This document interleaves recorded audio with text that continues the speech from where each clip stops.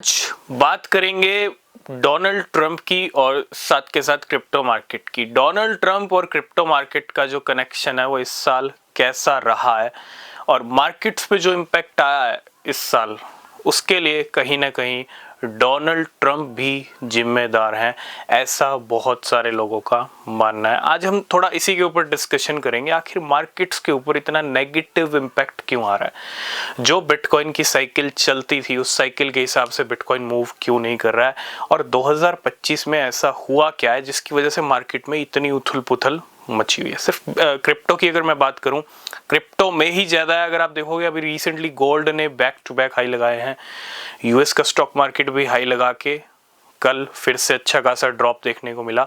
और जब ये नेगेटिव इम्पैक्ट आ रहा है तो एक साथ सभी मार्केट्स के ऊपर आ रहा है, ठीक है।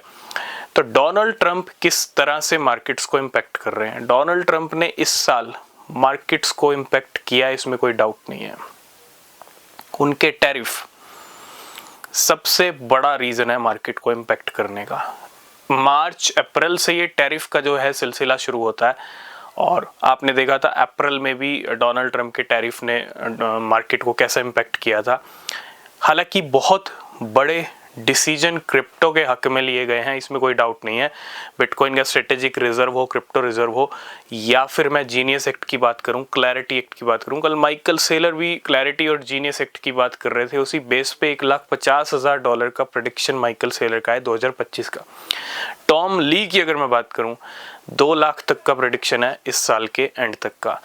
तो ये हिट होंगे या नहीं होंगे टाइम बताएगा, लेकिन अभी भी नवंबर बाकी है और दिसंबर बाकी है, तो होने को बहुत कुछ हो सकता है। अगर मार्केट बार बार गिर रहा है तो इसका मतलब ये नहीं है कि मार्केट में बुल रन नहीं आएगा, लेकिन हाँ, डोनाल्ड ट्रंप जिम्मेदार हम कह सकते हैं कि उनके टैरिफ मार्केट को इम्पैक्ट कर रहे हैं।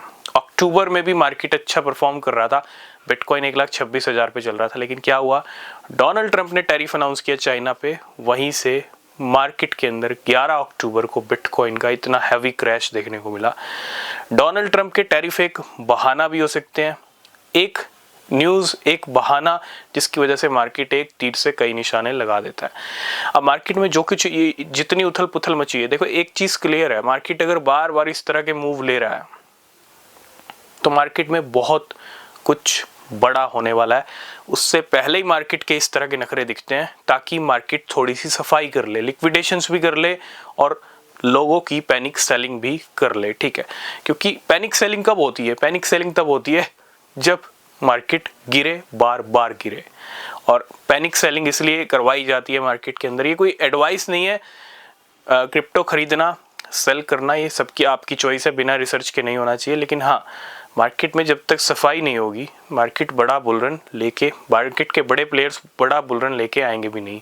This is the reality. जो टिका रहा उस टाइम तक वही खिलाड़ी है, जो नहीं टिक पाया वो सिर्फ बुलरन देखेगा, उसको कोई बेनिफिट नहीं मिलेगा। This is reality. हाँ, डोनाल्ड ट्रंप के टैरिफ ने मार्केट को इम्पैक्ट किया, लेकिन बहुत बड़े डिसीजन लिए गए हैं, उन सब का जब रिजल्ट आएगा, अभी टैरिफ का रिजल्ट आ रहा है मार्केट के ऊपर नेगेटिव, जब अच्छे डिसीजंस का रिजल्ट आएगा तो नज़ारे शानदार होंगे। वेट करना सही टाइम का। तब तक के लिए बाय बाय, टेक केयर।